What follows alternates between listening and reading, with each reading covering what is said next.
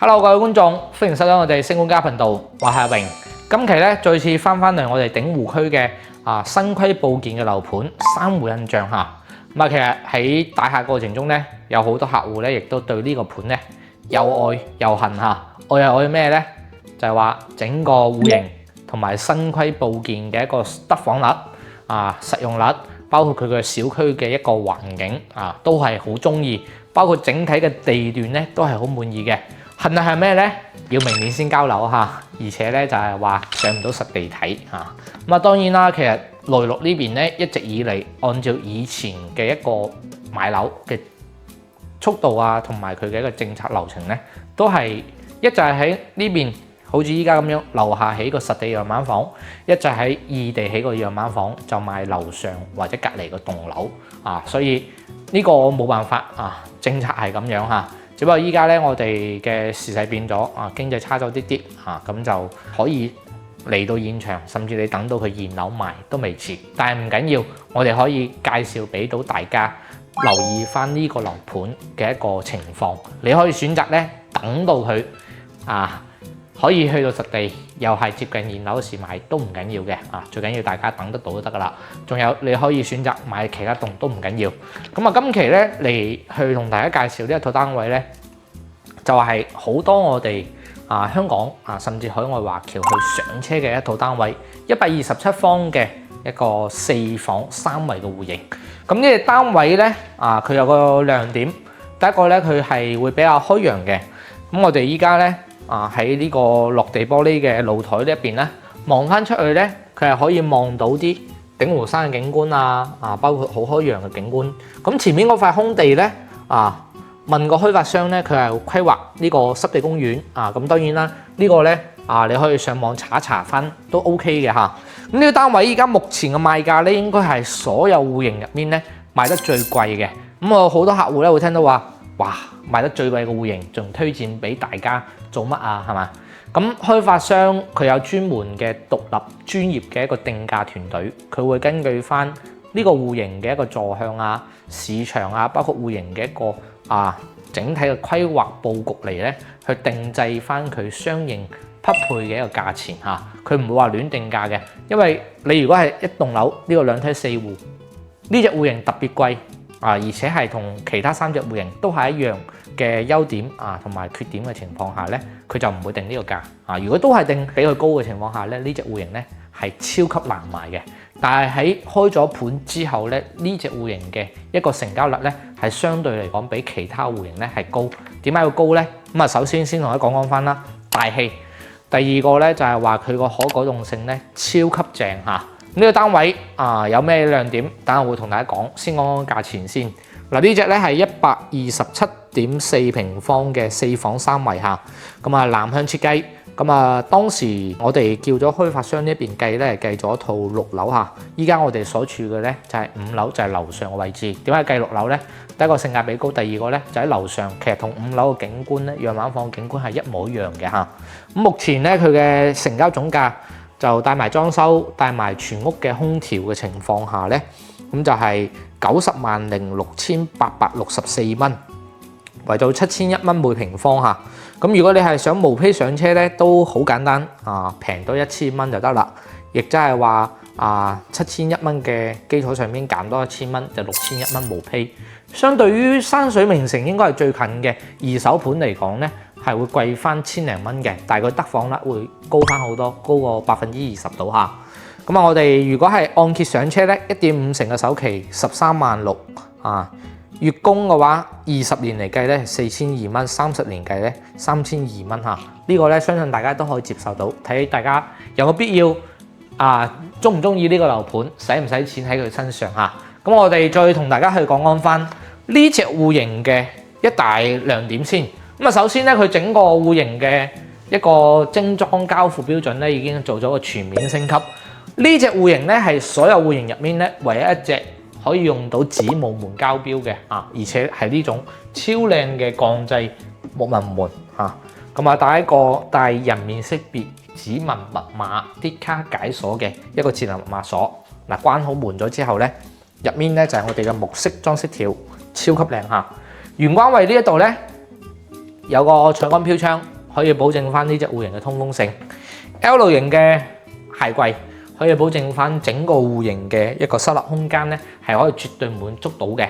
咁再睇翻我哋呢邊啦，呢隻戶型嘅亮點可以顯到出嚟啦，就係可改動性超級大。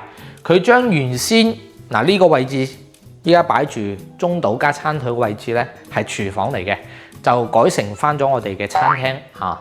咁將原先呢間房間呢個位置呢間房間咧，就改成咗我哋嘅廚房啊，咁就可以做到中西廚開放式嘅廚房設計。咁啊，點解可以咁樣改呢？因為佢條煙管咧咁啱喺呢間房同廚房之間嚇。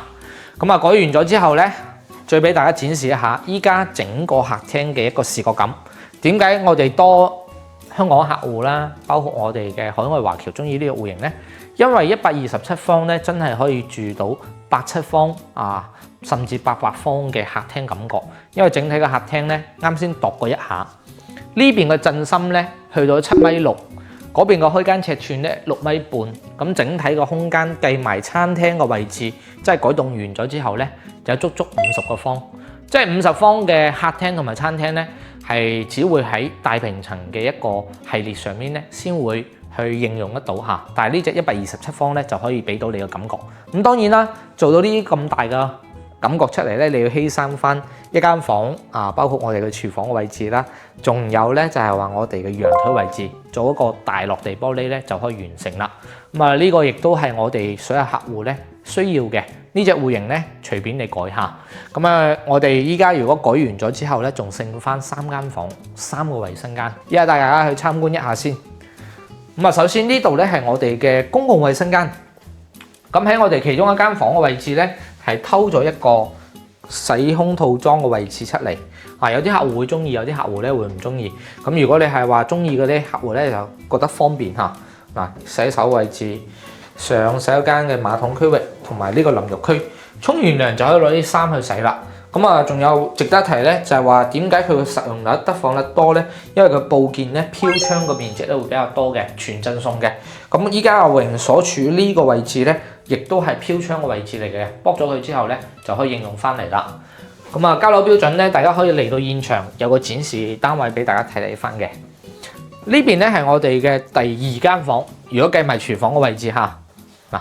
整體個空間好舒服，1.5米床、大書台，仲有我哋衣櫃嘅位置嚇。咁啊，剩低2間咧就係我哋嘅套房啦。2間套房都好大，呢邊咧係其中一間套房。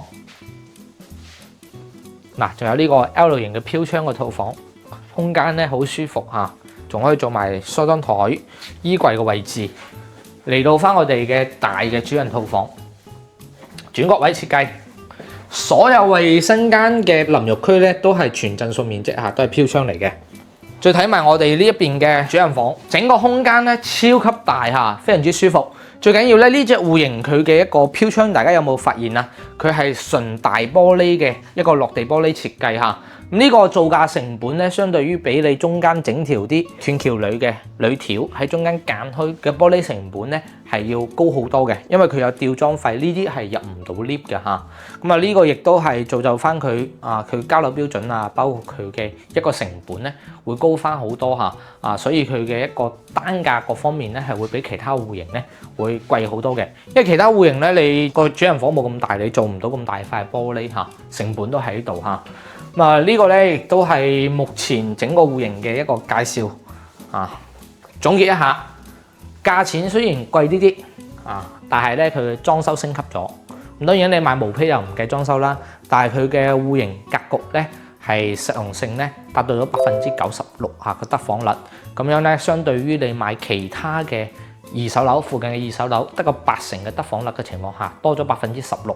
咁呢個空間咧，其實你係用錢真真正正去買到嘅，因為你平時用落嚟咧都係用得到啊嘛。包括我哋所有房間嘅飄窗啦、衞生間嘅飄窗，呢啲都係贈送嘅位置嚇。咁第二個咧就係話佢個整個戶型嘅可改動性咧係超級大。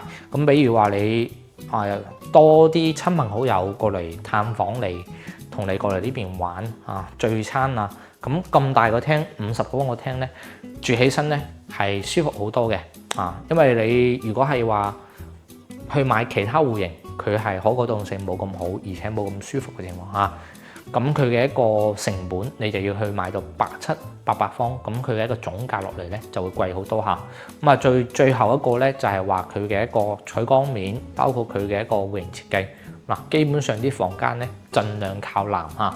咁啊有興趣嘅客戶咧，中意呢個單位嘅，建議大家可以嚟到現場咧睇睇。如果你覺得話都可以接受喎，冇問題嘅。咁你包括收樓又好啊，地段又好啊，佢裝修又好，價錢又好嘅，最讚人上車都係未遲嘅。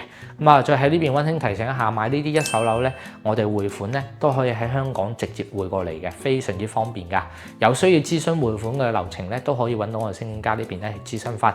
今期我哋新湖印象嘅127方戶型咧就介紹完畢啦，持關注翻我哋星管家，我哋下期再見，拜拜。